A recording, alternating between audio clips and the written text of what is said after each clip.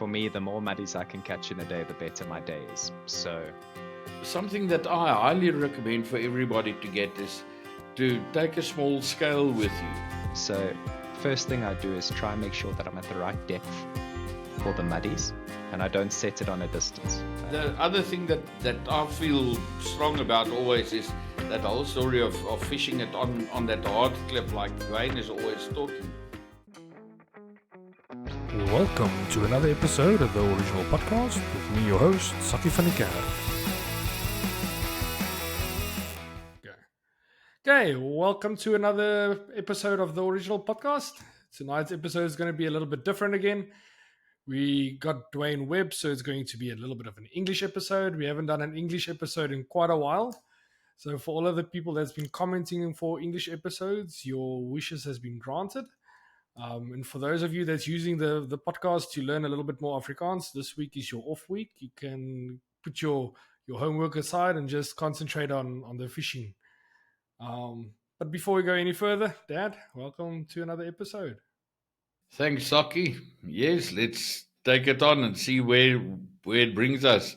I would love to find out tonight again what Duane is hiding from us. Because he's always into the muddies, and I thought there's no muddies left in Vaaldam. So let's hear. Okay, and then tonight's guest, as we said, as I mentioned earlier, is Mr. Duane Webb. It's another recurring guest on the podcast. Duane,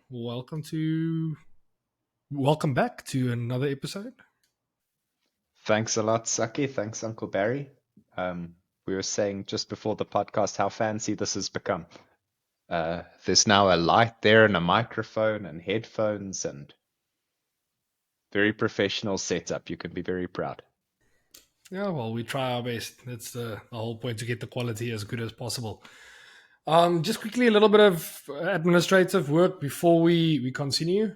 So, unfortunately, I just want to touch base with everybody just a little bit when it comes to the guests on the podcast. We do get all the messages and all the emails and stuff from you guys about the guests that you really want to be on the podcast. Something that you just need to remember is that not everybody's necessarily available for the podcast. We will reach out to them once. If they are not available, we are completely fine with it. It's their own choice. We're not going to force anything onto anybody. We're not going to feel bad or have hard feelings towards that person. We know it's a lot to ask to be on the camera for an hour and a half and have your face plastered on YouTube and whatever. So not everybody feels comfortable doing that. Not everybody feels comfortable sharing everything. So just keep that in mind. If you guys say, you need to get this person on and get this person on, and if you don't see them, there's some very big chance that we've already asked them and there might be something stopping them from participating into the podcast, like most of the guests we've had so far. So it's not that we don't want to get somebody on, but sometimes it's just that they are either busy or just not available.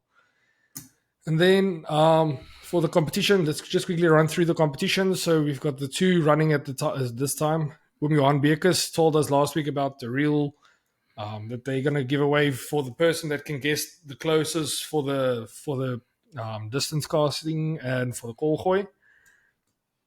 I did send out a link with the previous video. That link unfortunately did crash a little bit. I've done my best testing it beforehand with the original team. I sent it out to Duane and everybody and tried to test it as well as what I possibly could before sending it out. But as soon as I sent it out, I think about 2 or 3 hours later, the website did crash. So for that competition, I think what we're going to have to do is we're going to have to either you need to email me. I will leave the email address in the description down below, or you can just comment your guess down on this video or the previous video. So that's the distance for. Let's run through it. It's from the Penkoppe to the juniors, seniors, meesters, masters, veterans, and then the young ladies and the ladies. Is that all of them? That's correct, and that's now only for the distance casting itself, not the Papgooi. That's a different. But it's on the same day, right? Yeah, but it's on the same day. But for the real, the person that gets the closest for all of the categories, for the total distances. yeah, they will get the reel from Western Accessories. And then for the email list, so the email list is growing very well, very nicely. But we did partner up with Sensation to give us a wader for that. So we're going to have 2 more weeks left on that competition. So I think we said next week, Thursday, is the last day that I am going to give you to sign up for the email. So again, in the description down below, you will see the link for the email. You're just going to get notified when we have a video coming up, what we're going to record with, who we're going to record with. We just give you a little bit more information. If there's a competition like with because it's just a nice place for us to communicate with you guys. So go in the link down below, give us your email address, and then stand a chance to win that lacquer wader from Sensation. But anyways, let's go on. Okay, so we usually start these podcasts with a nice weekend wrap-up. We haven't done a weekend wrap-up for a while. With the winter around the corner, everybody seems to be quite scared of the dams and going to the wall and stuff like that. So the stories are few and far in between. But this weekend, you guys actually went to the water, Dad. Yeah, Saki, we can't say the winter is around the corner anymore. This weekend was solid winter. It was cold, and yeah, Duane was one of those brave young men that said, no, he's going to take Johan Bekes and everybody on with a casting, and he knows he's got to practice and he hear it and everything. So he said, no, he's going to practice his casting at Blowpond Dam. And I said, well, okay, that's good. It gives me a chance to go and visit him there, to give him the mics and the lights and everything for the podcast. And then myself and John eventually went through, and we had a lekker afternoon there at Blowpond, where the two of them were casting a little bit. Every now and then I just showed them that I can still cast, although not where they are casting, but I'll help myself. But it was very lekker, and Duane actually was the main peanut in the packet. It was all to look after him and to see if we can help him. And I think it was good. Duane, so you decided to go to Blowpond for the day, just to get some cobwebs off the rods and stuff like that. What happened? Did you guys? Yeah. No, exactly. I think wintertime is it's a lot of commitment to drive to the Vaal to catch 2 or 3 or 4 fish and win your zone with it. So I like to use wintertime rather to prepare for the summer. So I'll build all my traces, service my reels, change all my lines, and then practice my casting in the winter. So that was Do you kind of service the your own tactic reels? with Blowpond. No. I don't know. You just make it sound like you service your own reels. You're like, oh, I do my traces, I do this, I service my reels. I was like, whoa! I promise you, impressive. I do everything else. I won't let anybody build a trace for me but myself. But no, if I knew how to do a reel, I would. But yeah, so the casting was really like it. I was telling Uncle Barry, it felt like the old days. 20 years ago, Uncle Barry was hosting these clinics and casting clinics and bait presentation clinics. So it's quite cool that 20 years later we're still doing the same, getting some tips, and I think it was a very fun day. Oh. Last week with Jan Bekes' episode, we also spoke about the original podcast casting clinic thing that we're going to do with him. And the feedback we got back from you guys were very positive. So that's something we would do in the future. We will let you guys know as soon as all the plans and arrangements are made for that. But the feedback we got from you guys were 100% positive. So there's quite a few people that said that they would be interested in that.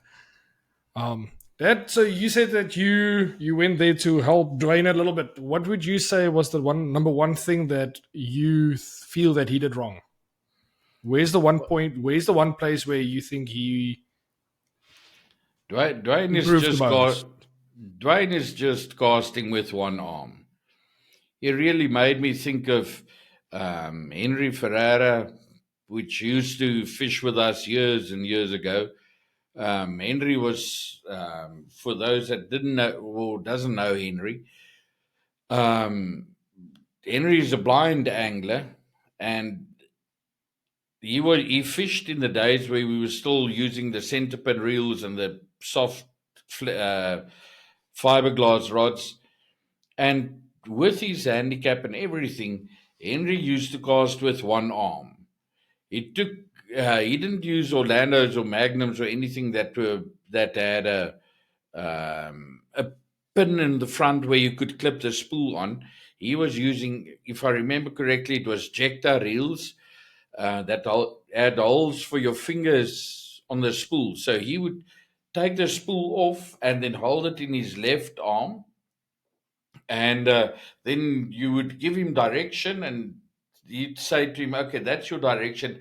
And the moment when you gave him the direction with his arm and said to him it's fine, then he will just carry on and cast, and he will take the rod with the one arm and then cast that 16-foot rod with one arm alone.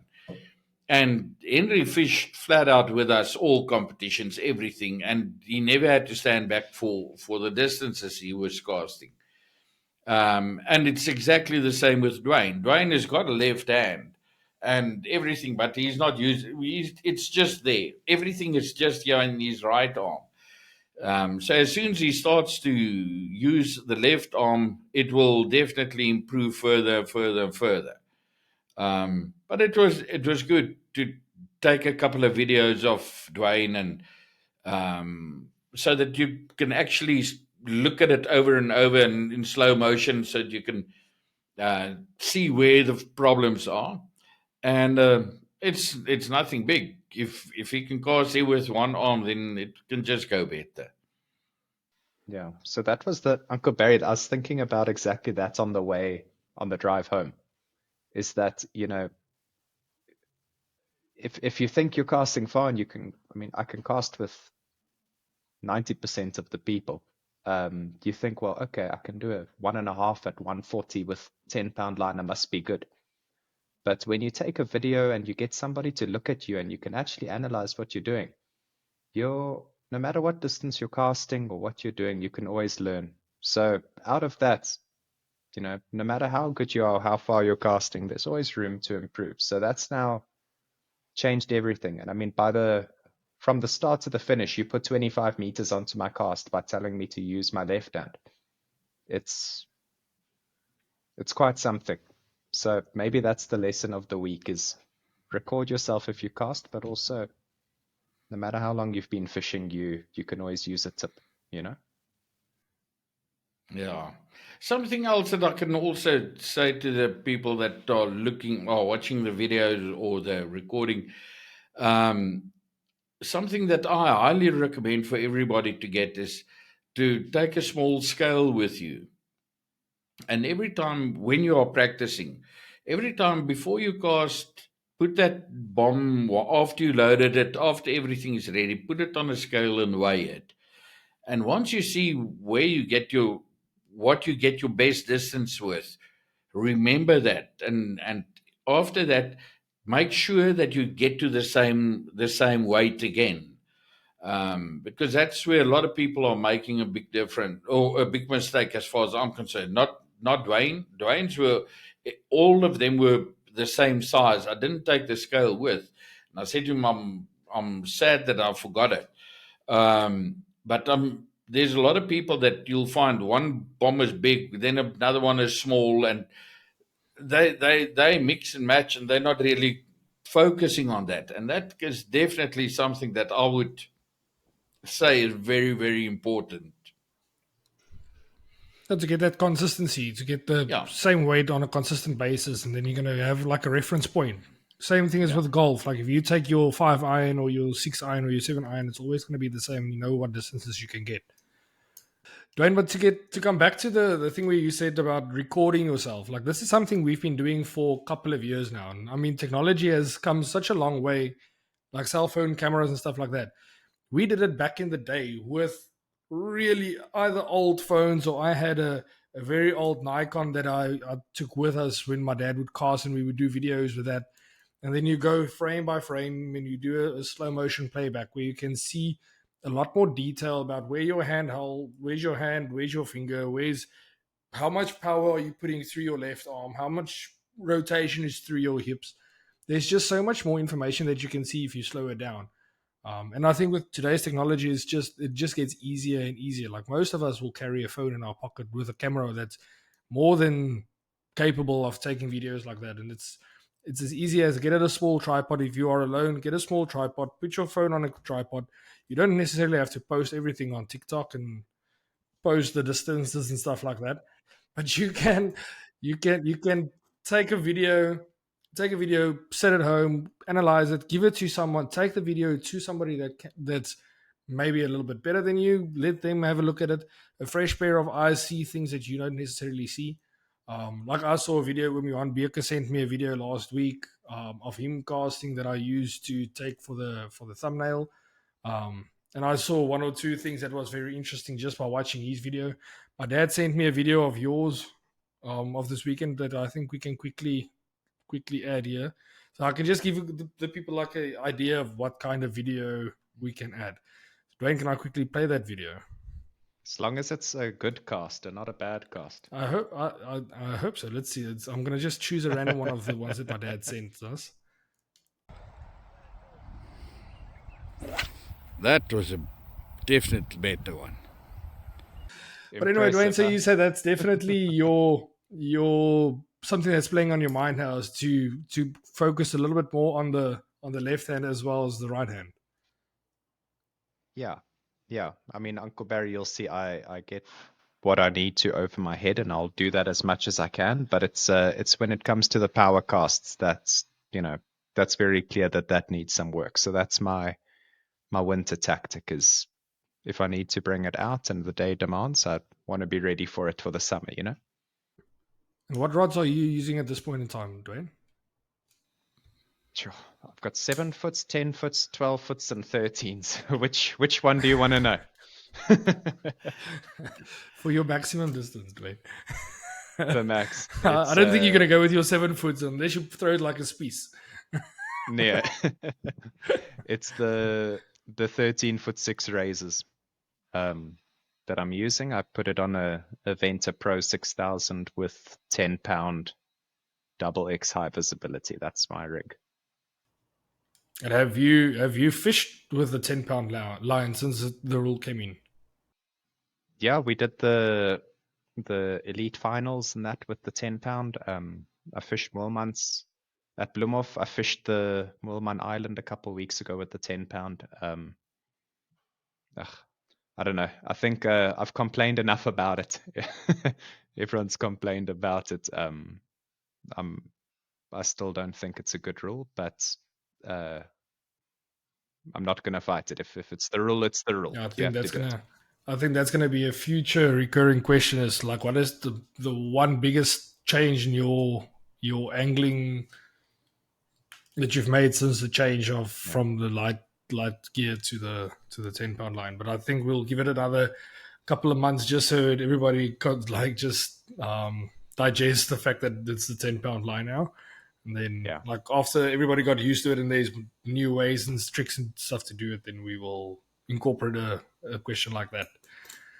But anyways, okay, Duane, so one of the main reasons why we got you on the podcast was not just because of the fact that you went casting with my dad for the weekend. Obviously, the Muddies are a big speciality for you, and I think it's also something that you really enjoy doing. And a lot of the people, like a lot of the viewers, send us messages and stuff like that. I think 2 weeks ago we got the message, the email that about the Muddies and stuff like that, and that made us think. And then all of a sudden there was like 2 or 3 more messages coming through, and we said, okay, well, I think it's the ideal time to do a little muddy talk. So you say you are the muddy king between the 3 of us. So don't you want to give us some advice? I don't. Well, if you say so, I'll take it. But yeah, I love catching a muddy. A lot of you asked Skulk the other day, what's his favorite type, and he wants to Papgooi and catch huge fish. For me, the more muddies I can catch in a day, the better my day is. So, it's just something that's always suited my style and how I like fishing. So, I'm a happy man if I can. It's easy for you, or for Saki now to say that he someone crown you the king of the muddies or whatever. But if I was a bit younger, I promise you I would have taken you on. That was something that I was wish. very close to. That was really very close to my heart as well. It's something that I've always enjoyed, and it's just now lately I don't feel like instead of catching 100 small muddy or 100 muddies, I'll far rather catch 23 kilo carps for a day. Um, so that's might just changed, but at the end of the day, I agree with you. It's a lot of fun to target those muddies. Yeah. And when is it So now the right time of the Saki, year to try and target them? Or is it a bit too cold? Do they go into hibernation? no, look, you'll still catch the odd kind of stray muddy, but if you're looking to make a feeding spot and catch 80, 90 muddies in a day, there's no way you're going to do it in June. There's some venues that you might still get in the 20s, but that's probably a mixture of carp and muddies this time of year. But no, generally the summer months is when you can have fun, but it's also very venue specific. The topography plays a big part. So you look at places like Jackie is probably the mecca of muddy fishing in the Vaal. Kies is also very good for it, and then I enjoy going to Trigards also. Um, Trigards for its muddies is a lot of fun. Yeah. Now, a So couple of years ago, we, for us, if you ask myself and Saki for a very long time, it must have been Stokkenhout. The old Stokkenhout What when we it could was. still fish there, that was just a different class But you because you can't never compare used that to. to a Jackie Leonard, though. No, well, we never. I can't recall that we ever got to 100, but we No. also never had those small muddies. Yeah, that's the You thing. were catching that 6, 7, 800 gram muddies constantly, yeah, with the odd one of a kilo, 1.2 kilos in between. So it was to me really a bigger class muddy, and that was also that was big fun. Well, those Stockton yeah, days, that's 45 fish looking at 30 plus kilos for your bag. Like it was Yeah. that was a decent bag of fish. Like at the end of the day, it's you get those buddies where if you put your arm around your hand around it, your fingers couldn't even get close to holding it. It To feels like your wrapping it. hands are just wrapping yeah. it. It's impossible. Those things were fat. And they're strong, Yeah. Yes, powerful, such fun fun. fish. Pound for pound, I mean, you can't compare that to something like a carp. To be honest, if you take the same size carp versus a muddy, I think a muddy will box you ten Now times Yeah, that more. something that I can also say there that is something that have changed a lot over the last couple of years. Is the fact that you got to land your fish nowadays with a net, because yes, like if you catch those big muddies and you don't have to net them, you just pull them out on the side because they stay at the bottom. So you just keep on winding and they swim out right onto the side. You grip him, put him in the net. Where nowadays, if you're going to catch those big ones, you're going to stand a little bit with it there in the front before you skip it. yeah. Um, that was always like but in any case, So, Dwayne, how do you go about that? What is your go to method of attacking those little buggers? I'll give all my secrets away. I thought a little bit. Uncle Barry, you phoned me a few days ago and asked me to do this. For me, there's three things that I think is important to really good muddy fishing. First is depth, not distance. Number two is your speed, and number three is your smarts. It's if you want to catch a lot of them, you have to be really on your feet and technical. So if I talk about point one, depth, you if you fish at Kies, you can catch. I've caught 60 something muddies in a day fishing at 110 clip because it's a very, very, very shallow venue. But if you're casting that's distance, you're looking for anywhere between 1.2 to maximum 2 meters depth, where you can get the same depth at Jackie at 45 meters. At Trichot, it might be 50 meters. Um, so first thing I do is try and make sure that I'm at the right depth for the muddies, and I don't set it on a distance. I won't decide what distance I'm fishing until I'm at the dam because the pegs also differ. But I'll try targets 1.5 to maximum 2 meters deep water. My second point is the speed. Saki, you always ask it as a recurring question. If the fish go off your spot, what do you do? What I find with muddies is that muddies are going to go off your spot if you're too slow. So what I make a point of is if I've got the muddies on my spot, which it takes a lot of work to get the muddies on your spot and build enough feed accurately. But once they're on your spot, I focus really at doing fast turnaround times. So I've been fishing 10-pound line on my 10-foot rods for the last 15 years because if I hook a muddy, I pull it in. You don't give it time to turn its head. The only time that I lift my rod is to net the muddy. And I do that not because I want to now be a tempo fisherman. It's so that I can get my bait in the water quicker again. If you can turn your bait around really quickly, you keep the muddies at your spot for longer. And then my third point is the kind of smarts. There's technical stuff that you can do to entice a muddy before you entice a carp. But because muddies will move spots and move distances and go on the bite and off the bite quickly, there's little tactics that you do either with distance or bait presentation that keep them there for longer. If you can keep the muddies on your spot from 9 o'clock till 3 o'clock, you're going to have a really big bag. That's kind of in a nutshell.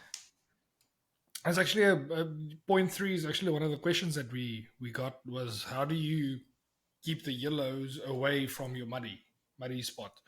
And you said there's something that you can do tactically to like entice the muddy over carp or something like that. So what would you do in that situation? How would you try to deter the small carpies to get in there? So muddies have a tiny little stomach if you compare it to other fish. So what I'll do is I'll always start with a big bomb. Uncle Barry, you saw the size of the bombs that I throw. And I'll fish. I throw the biggest bomb you can get onto a mushroom sinker in the morning. The moment I start getting onto muddies, I'll start going with smaller and smaller and smaller bombs. But also I make my hook baits as fine as I possibly can. If I'm fishing a doe, it'll just cover the hook. If I'm fishing a floaty, it'll just be a floaty without a doe on the back. And then there's also kind of changes that you can make with your distances. If I'm really onto the muddies, I'll fish two different distances. And if it comes to the yellowfish, I'll stay off the fluoro. So I think a muddy loves fluoro, but if you know that you've got yellows on the day, I'll replace my X factor with something like a lueti, something that's kind of a base flavor, but without the fluoro. But what I really find is best to avoid yellows. Yellows will come onto a spot, and if you have a second feeding spot as a backup, you're going to get your muddies back on that spot. So if I'm getting the muddies on 50 meters, most likely I've got a 60 meter on my other rod, and I'm making 2 feeding spots at the same time. I said to my dad, I think it's actually quite easy to keep those yellows away. All you do is you cast the first one. The first one you catch, you bite the head off and you throw the body back in. His chummy is going to see what you're doing to the first one. He's not going to bite there again. He's going to... So they know what's coming. You just remember not to swallow the head. Yeah. Spit it out there for later when there's a barbel on my spot. Maybe they can do that for us. If we have to fish 10-pound line, then a yellow can be 200 mils. Let's propose that at the next AGM. Duane, have you ever tried to actually target the yellows to make a feeding spot for the yellows and fish next to it for your muddies? Yeah. So you make sure you keep a feeding spot with a lot of fluoro. Let's say on your 50 meter mark, you put that there. And then the moment when you see the yellows are there, then you fish a meter or 2 meters to the left or to the right of it, um, or forward or backwards behind it, whatever, and you fish for your muddies there. But after every second or third muddy that you catch, you put one fluoro bomb back onto that spot, so that you concentrate the yellows in the middle, and in the meantime you fish your muddies around it. Mm. Yeah, Uncle Barry, I've done that before. I'll do it as an absolute last resort. My first tactic would be if I'm at 50 meters and then the yellows move in, I'll go to 60 meters. If they move in there, I'll go to 70, then 80, then 90, whatever. But you get some days that there's just 100 million yellows on your spot, and then I'll do that. But what I'll do is a yellow's not scared to go into extremely shallow water. If you fished in the river or fly fished, you'll know this. Yellows aren't scared of extremely shallow water. So if I'm fishing a 50 meter that I was for my muddies, I'll go to a 40 or a 35 meter with extreme fluoro to try set that trap, and I'll fish a bit further. Yeah. Yeah, what I've seen that works for me quite often is, um, I will fish exactly the same distance, and but the main thing for me is make sure you keep on feeding that spot for the yellows. So every now and then you chuck a bomb there with a lot of fluoro, and you just throw it there, take it out immediately, let it stay there, take your rod, rebait, or your next trace, proper trace, and you put it 2 meters to the left or 2 meters to the right, and without the fluoro, and you'll find that you'll start catching the muddies there. And then once the muddies, if you really get that proper school of muddies moving in, then you will see they They will will chase chase the those yellows in yellow away. yellows definitely. Yeah. Yeah. Some people also believe in just fishing through the yellows, because it's exactly like you said, the muddies chased it. It's never worked for me, but some people swear by it. Yeah, no, I haven't got that patience. After the third one, then I feel like biting all the heads off, not only the first one. But in any case, I know definitely I haven't got the patience for that, and definitely not nowadays anymore. But yeah, no, I just feel like if they want to be there, let them stay there, but make sure that you keep them on, like you say, on that hard clip, on that accurate pinpoint position. You keep it and try and pull all of them there, and then you catch the muddies around them till the muddies gang up and they eventually chase the yellows away, and then you'll find that it will go a lot easier. Yeah. I think that probably summarizes why I love muddy fishing so much, is because it sounds like it's easy to catch 80 fish in a day. It's really not. Um, Anybody can catch 50 fish in a day like that, but to do something more becomes very precise. So if you're accurate and you're thinking on your feet and you're making quick little adjustments, you're on the ball for 8 hours, you're really focused. Uh, I think it's just a wonderful, wonderful day out.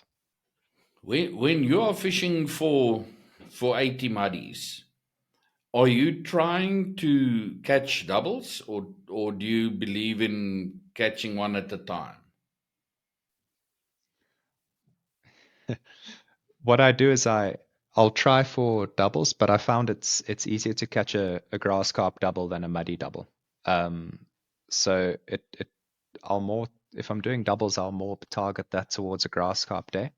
How I do my muddies is, because I like the quick turnaround, is I follow the rule of never having your rods out of the water. So I've got my two in, I bait up two spare traces, and then I bring them in. If the muddy's been on the line for a minute or 30 seconds by the time my traces are bait up, so be it. Sometimes there'll be a double, sometimes there won't.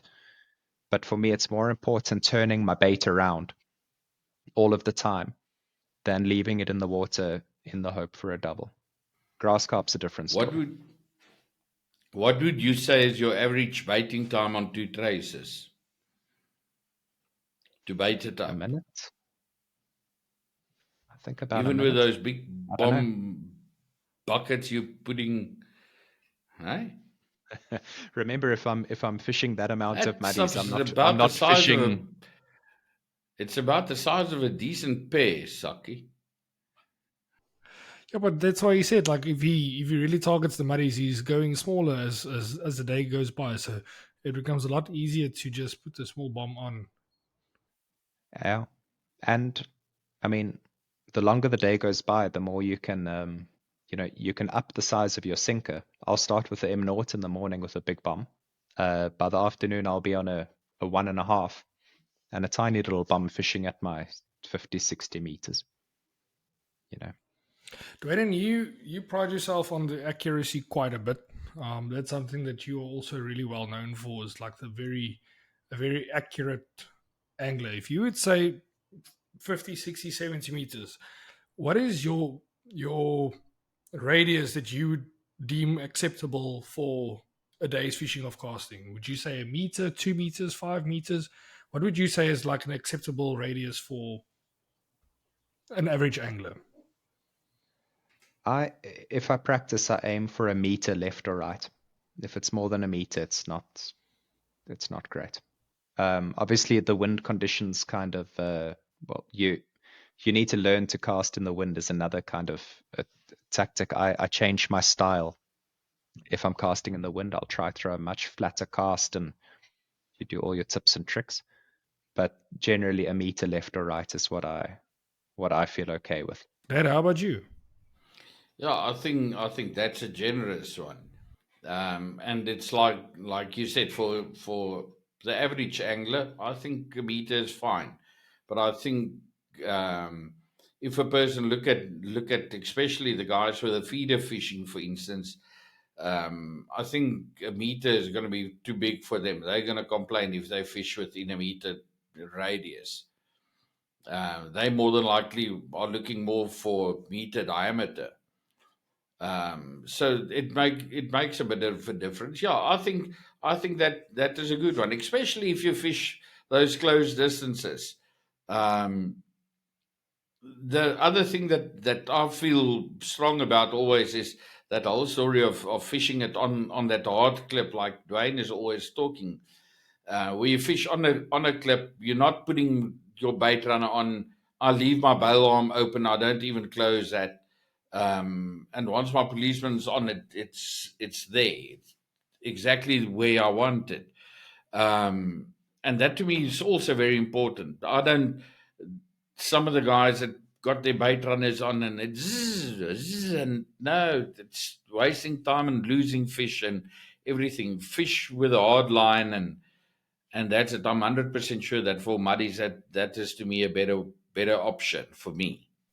I don't Yeah. know about So you, Dwayne.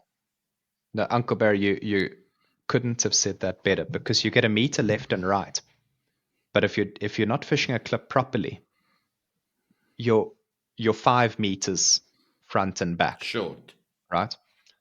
So if I can never understand if someone says I'm fishing a 125 clip. It sat for 30 minutes and the fish just pulled off. It was a wonderful reel run. Yeah. I think, well, then you're fishing 110 if you 120. can have a Yeah. good reel run. So, Uncle Barry, if I'm fishing a close clip and I'm fishing it that accurate for muddies, um, you cast it, put your rod down. There's no room for drag. Um, if you're fishing a clip really, really accurately. So whereas I might be a meter left or right, it's on exactly the same line every time. Um, the biggest thing for the viewers is if you're fishing that way, be prepared to up your weight if the wind comes up. If you're fishing a wind still day with the M0 and you can do a hard clip, wonderful. The moment that wind comes up, move it to a M1. If the wind comes harder, a 1.5. If the wind comes harder, P3. Um, or add 2 meters to your clip and reclip it in again. You need to compensate for the bow in your line, especially with the 10-pound line. You get a greater bow to stay on your spot. So there's accuracy left and right, but there's also accuracy on the other axis, you know? The people must understand the fact that Duane is saying he's using a bigger sinker is not because he can't get the distance. Anybody can get that distance. It's a matter of you need that bomb to straighten your line so that you minimize that bow. And you need the horsepower to actually like pull it straight. That's right. Yeah. While it's in the air, it hits your clip and it pulls the bow out of your line. A small sinker can't do that as well as a heavy one can. That's the science. Something else that I like to do if the wind gets stronger is to cast harder and take my rod where normally I would take my rod 90 degrees about to the side in order to give it that soft landing, right? The harder the wind blows, the further I take my rod back and the harder I cast it, so that it hits, let's say, hits my actual clip, and my rod is the tip of my rod is well behind me, but I've casted it hard, so I can actually now take it solid to the front and put it down softly and make sure the line is straight. That is something else that I think can help a lot of people. What often happens is they cast hard, but because they cast it harder in order to get it straight, now he hits his clip and it pulls it back.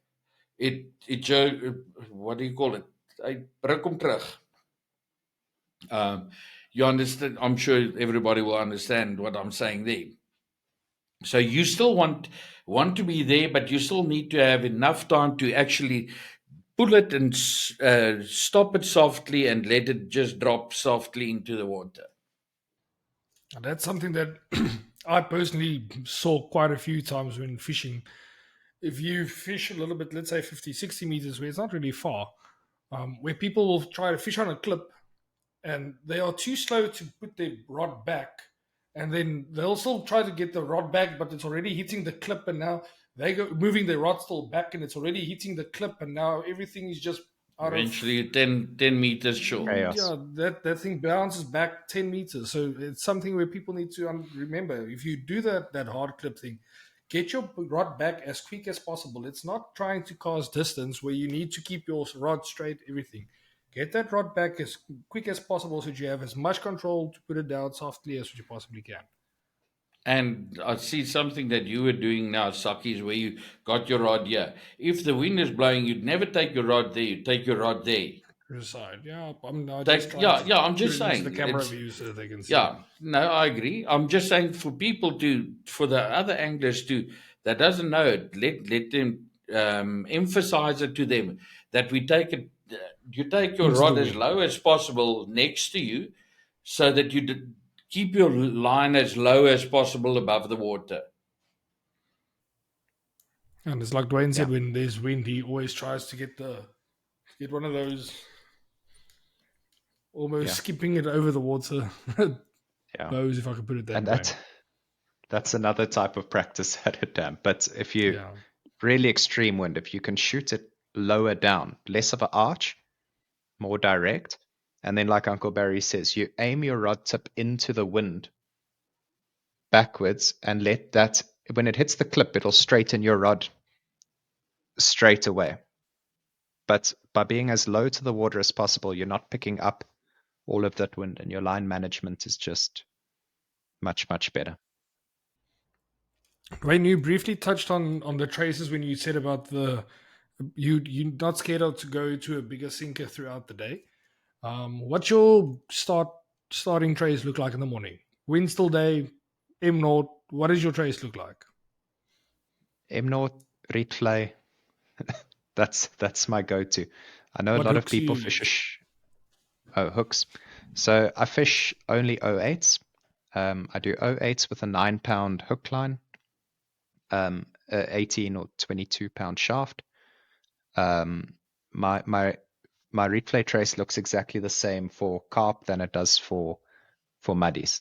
I have all the faith in a 08 hook.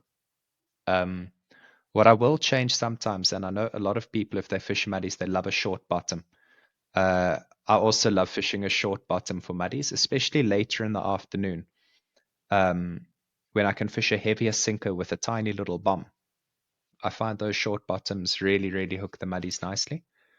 And a muddie stays if you're catching a lot of muddies in a day, you need to be prepared to lose a lot of fish. They have a very sneaky bite that's hard to hook.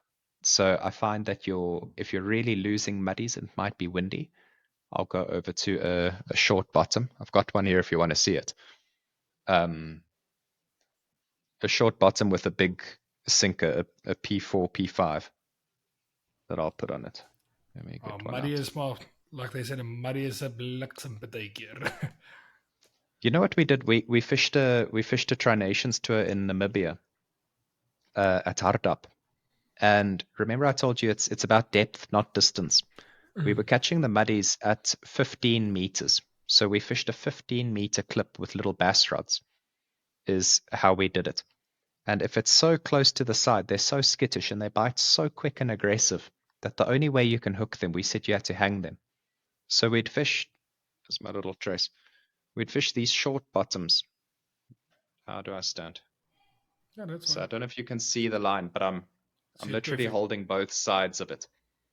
And those we are put a gummies, P5. right? So it's a sliding Yeah. bottom. So I've got my loopy at the top. I've got a clip swivel at the bottom. That's what I hook my my different P sinkers to. There's a gummy between the lines, and then my hook lines to the 08s. And what we do there is we'd let me show the people quick. The reason you put a clip swivel on the bottom of a short bottom is so that you can just clip a different P weight, whether you want a P3, 4, 5, 6, whatever you want to put to it. Your short bottom then looks like that with your big sinker. And whether you're fishing 15 meters or 80 meters, whatever it is, the P sinker sits like that and you can fish a tighter line. What happens then is the muddy picks up that hook as however it wants to bite, and it actually just hooks itself. It hangs itself on the sinker. So if you see any movement on your policeman that muddy's on, you don't need to wait for it to be the perfect positive bite. If your policeman moves, you have a fish. So especially in windy conditions, I'll change from a reek fillet to a short bottom when fishing muddies. Duane, have you ever had it where they really bite so scallum that you battle to see them and they don't there's no positive bites, but you do see that they are there. What we've done in the past, and that's my always to me a thing that I do whenever I start using a short bottom, is I make my hook lines for the muddies. I make my hook lines about 55 to 60 millimeters long. So it's a very short hook line, because the reasoning behind that was always that I was taught is, if you take the circle where the fish can move the hook without seeing it pulling the line, you just make that circle a lot smaller. Where if you use your normal line, let's say a 10 centimeter hook line, then he's got 20 centimeters that he can swim around with without seeing any bite. Where if you shorten that, then the circle is smaller. Okay. I don't I've think there's never a lot of people tried that's that. going to change their trace just for that day, if I can put it that way. But to have a that couple must in be your like box is not a extreme. problem. That must be an extreme case. Yeah. That's I've never me a even normal thought of that, case. Uncle Bear. Dad, you've never been scared of going real small hooks for bunnies, eh? No. I don't mind using a number 16 scud. I'll never do. You just got to make sure, if you try and use that, to make sure that you got enough traces, because those hooks doesn't last. Just now you're going to bend one and break one and pull it straight and stuff like that. But if the fish is scarce to bite and tough, then I don't mind to use a very, very small hook. I prefer number 12 scut then, but I've had cases where I had to go down to a 16 in order to get them. No. Talking about hooks, Dwayne, hook baits for Muddies. What is your go-to? My 3 floaties that no, my favorite is and always will be a floaty. What I'm finding, Uncle Barry, is because you're going to lose a lot of muddies on a day. It's just the nature of them. Is there's some days that you're going to get more hookups with a floaty with a doe behind it, and there's more days you're going to get hookups just with a floaty and no doe. But on some days, just a plain white or a sweet white doe, but tiny on the hook, is what I do. So floaties or does. I'm one of those few who's never had success on maggots. Um, I I don't know if I do something wrong, but I just don't get a fish on a maggot. So those are my hook baits. Now, talking about doe, Dad, can we quickly show the video of the doe that we were talking about 2 weeks ago and we forgot about it completely?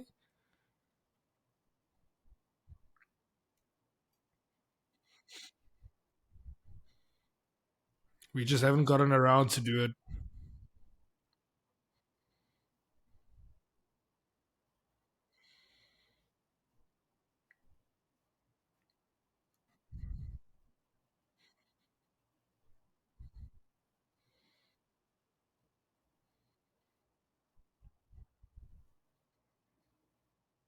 Now, so my dad made 2 versions of it. So the first one will just be the one video was just the sweet white doe that we make, and then he always make a little custard doe. I will show the custard doe thing now for you, but if you want to see the sweet video, you can just go onto the Facebook page and you can go check it there. It will be on the Original Podcast and on Original Mutis Facebook page. So yeah, let's quickly check.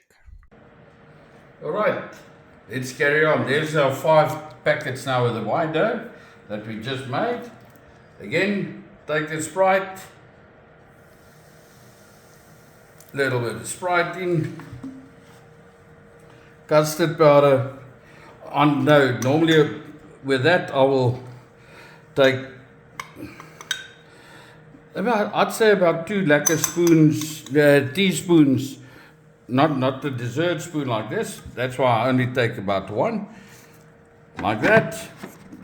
Put the lid on and just give it a whisk.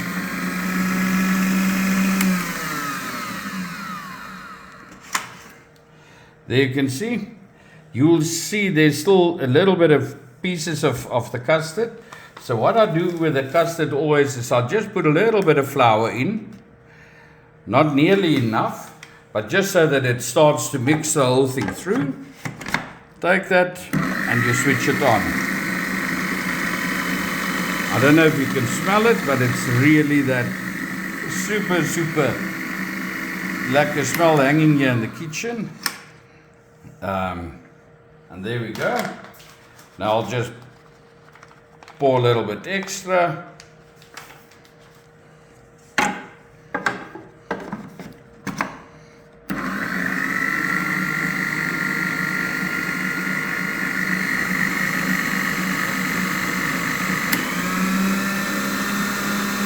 See again the crumbs that it makes. I like it that way, and then I just add that last bit of the Sprite, and I know it's mixed through perfectly. There you can see how it's turning that ball of dough on the inside.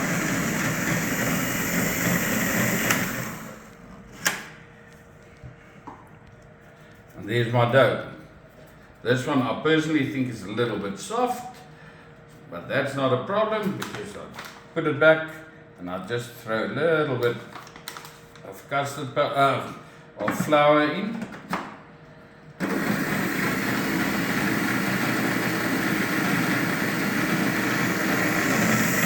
And you'll see within a matter of seconds it's making a ball again.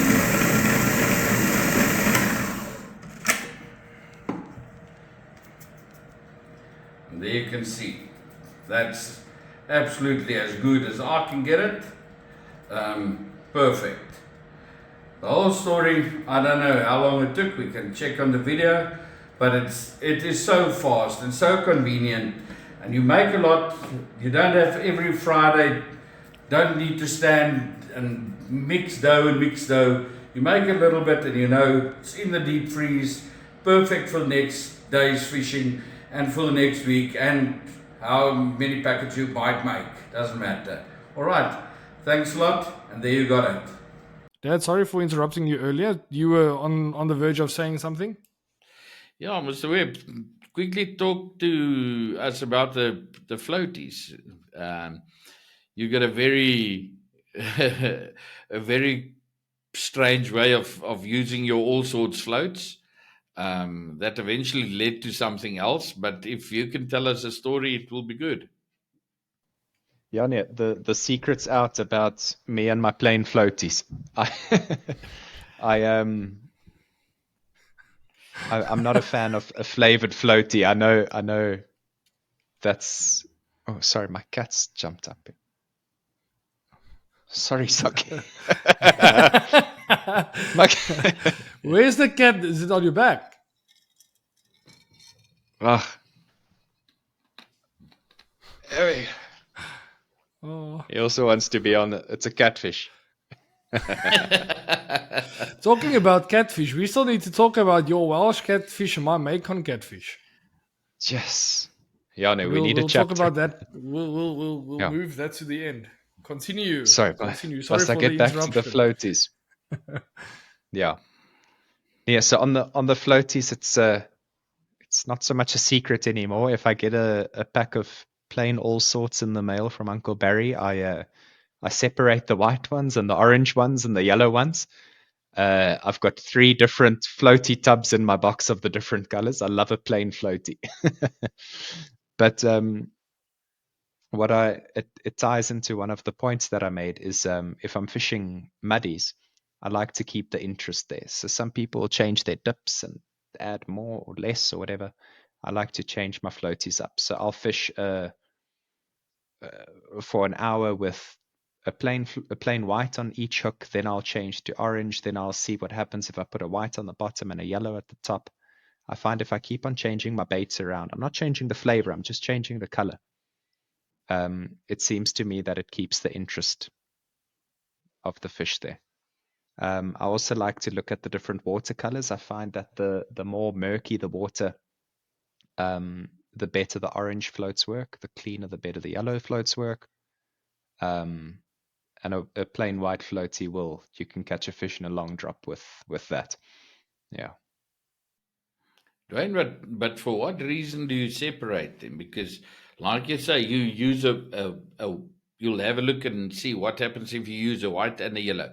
Now you've got to open 2 containers where you can open one and pick what you want. It's just about speed. That's the Yeah, that's the only that's what I'm purpose, Uncle saying. Barry. You got to Yeah, open 2 containers. I open one. But he but can open it and if I'm take one out. He fishing, doesn't have to play. He doesn't have to sit there and fish out the color that he wants. And I can no. understand that. If I'm fishing white floaties, I'll pour out 30 white floaties into my battle tray, and then I'll Okay. just grab and hook. I don't have to look. When those are done, then I might pour out some orange, and I'll put that on the right hand side of my tray and the yellow on the left. I can pick a bait without looking. That's why I separate them, just for speed. Okay, Dad, so is daar nog enige vrae wat Paul van wil vra rondom die Muddies? No, not much. How and when will you use a worm? That's a good question. I love a worm if it's been raining. Then I'll like a worm the next morning, but also on really difficult days. There's been some days, Uncle Barry, you'll remember we fished hard seas two semifinals ago. And it was the team's day. I caught triple the amount of fish of the second guy in that zone because I was targeting muddies. And that was only, I think I ended on 11 or 12 fish. The next guy was 4 fish, and that was fishing a worm. I think I fished 70 meters and just slowly got the muddies. I find if it's a really slow day and there's nothing on offer, keep a earthworm in your arsenal for muddies. But I find especially after it's rained or while it's raining, a muddy can't leave a earthworm alone. Especially I'll put a very tiny little white doe behind the worm. That comes back, Saki, to the question that I know you had. I don't know if it was an email or how. The guy that asked, "What about the muddies in winter?" Yeah. If a person could target them, and if so, how would you target them? That is definitely, as far as I'm concerned, one of the things that I will definitely do, especially in that area of Staines and Boskop and those areas in Vaaldam. I've had it numerous occasions in the middle of the winter. Me and the late Lani Lategan, we often went to Staines in the middle of the winter just to go and catch muddies, because we knew you would really get those big muddies. They're left, let's say 400-500 meters to the left of the old bus. We would go and sit in that little bay there, and we would fish for them, definitely with a worm and a doe, all 4 hooks, a worm and a doe, and you had to wait. You never had got them onto a tempo of any. Uh, what? Yeah, it was slow. You had to wait your 10, 15, 20 minutes for a bite, and then you catch one. But at the end of the day, you had your 25 or 30 muddies, and we've done that more than once. That we've done that in the middle of the winter. That is also 90% of the time, those years when we did it, just went with Luti or otherwise polo. Just put Luti on the one rod and polo on the other rod, and we fished that 35 meters in that. It makes that little bay area. Now, the bay is always a bay because it's deeper than the other areas. That's why I push in there. So we sat in the middle of that little bay that it makes, and you fish on 25 and 30 meters, and we had great fun there numerous times. Myself personally can remember a few days that we fished at Staines in the winter time, catching those big muddies. Yeah. Duane, let's quickly go over to some recurring questions. So even though you've been on the podcast before and you've briefly touched on some of the recurring questions, we started the recurring questions after your podcast because you were definitely, I don't even know if you've been on the podcast this year. I think you were like maybe the last guest last year. I think he was at Sure. San Lamier still with his last podcast. Yeah, I think last time the he was last on. one you were at San Lamier. It was the wrap up. Yeah. The year, Yeah. the end of the year. So I don't even know. Yeah. But anyways, besides We the point, didn't have we microphones and haven't, headphones. haven't done back any of then. that yet. So let's quickly do some of the recurring questions. So you briefly touched on this. We're fishing on 85, fishing for muddies, fishing for small carps on a spot, boom, boom, boom, boom, boom, and then poof, fish is gone. What do? Do you change your combo? Do you change your distance? I do both. Call it 80 meters. If I'm fishing a combo, I'll add a spray of something strong to it, like a clean TCP or a clean Duivelstrak. And with my second rod, I'll go 5 meters deeper. So, you've invested a lot of feed into your first spot, so I don't give it up that easily. But my second rod, I'll go out and try find the fish. If it so happens that the fish are at the deeper rod, sure, then I'll throw both of them deeper. But I do both as a tactic. And with the one that you go deeper, would you still spray let's say the TCP or the Duivelstrak on that one, or would you still keep it in the same combo? I'll keep it to the same combo as fishing on that spot. So if I was doing a Megamix X Factor on the one on 80, I'll do a spray of TCP. On the one that's going to 85, I'll do Megamix X Factor. Yeah. Okay. Uncle Richard Backer back in the day said he can't understand how a fish stops liking a flavor all of a sudden. They have to move. And I've always remembered that. So I'd rather add to a combo than completely changed. I think, like, personally, like, I've never spoken about this, but my personal opinion when I was still fishing was exactly the same way. I would not change. I won't make 180 change. I would literally, like, rather take off the X Factor or put a little bit of Devil's Rack or a little bit of TCP or just something, a little bit something. Just change it to a G-force floaty, from a plain floaty to a G-force floaty. Just something subtle. And that's, yeah. And if you look at how, if you ever was to look at my dip list, I've got a banana, and then I've got a freezing banana, right? So if I'm catching on bingo and that suddenly goes slow, then I'll throw freezing banana, which is, you still got banana, but you've got a bit of Stutterford with it also. It's a slight change, but your flavor profile's the same. That's at least my belief. Talking about flavor profiles, so one of the hits on the show is the 4 flavors and 4 floaties. So if I can ask you, flavor profile wise, if you can go to the dam and you can take 4 flavors, what do you take? Mutis 4. now. Let's do Mutis first and then do floaties afterwards.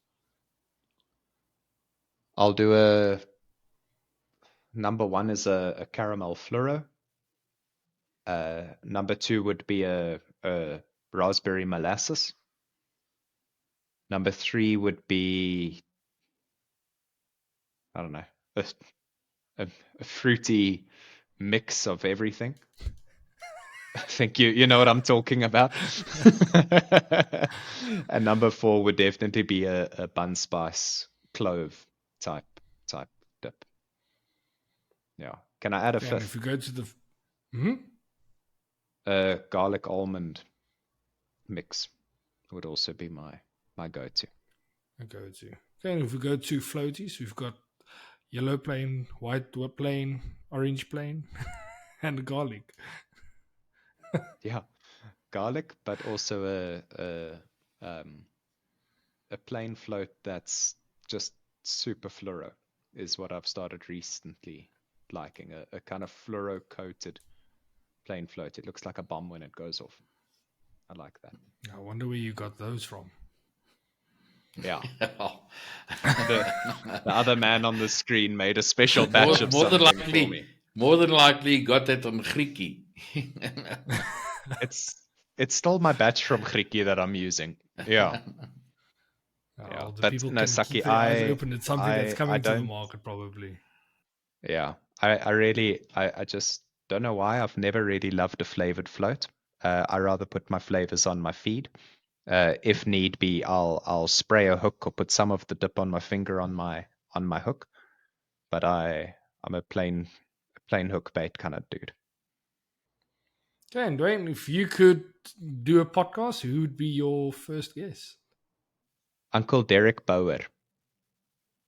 Uncle Barry, you fished with him long ago.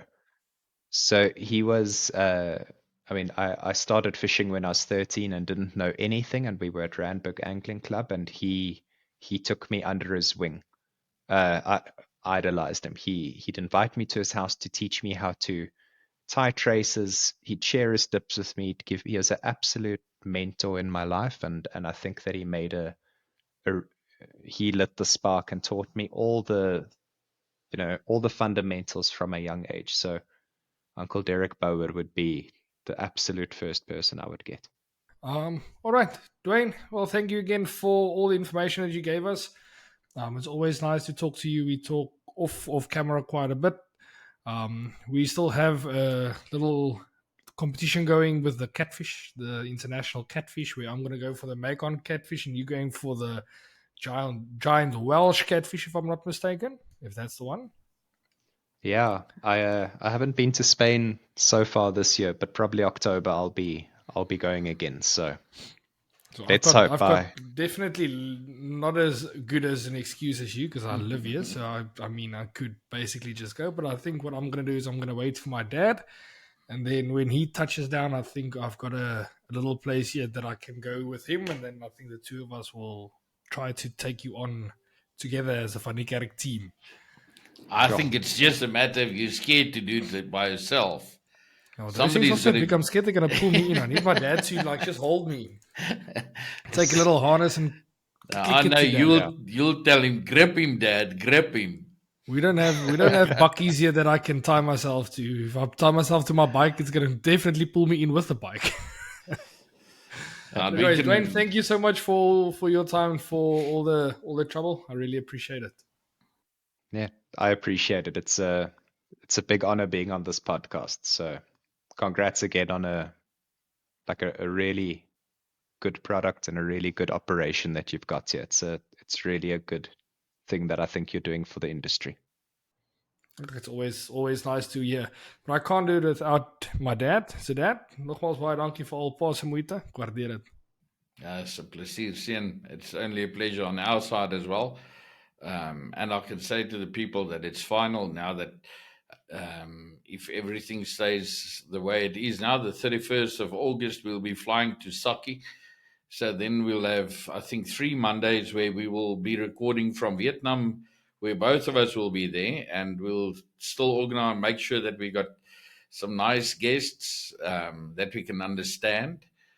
Because at that stage, I think it's going to be a bit difficult for me to understand a lot of people in the world. But in any case, so yeah, we will definitely be there. We will fly out the 31st of August, and we'll be back on the 18th or the 19th of September, 18th of September, just in time for the September boat comp. So we will go and see how everything will pan out in Vietnam. And I think if we miss a episode here or there, I don't think the people will be too upset if we give them the reasons for it. But anyways, if you are listening up till now, thank you. Remember to like and subscribe the video, and then we'll see you next week. Cheers.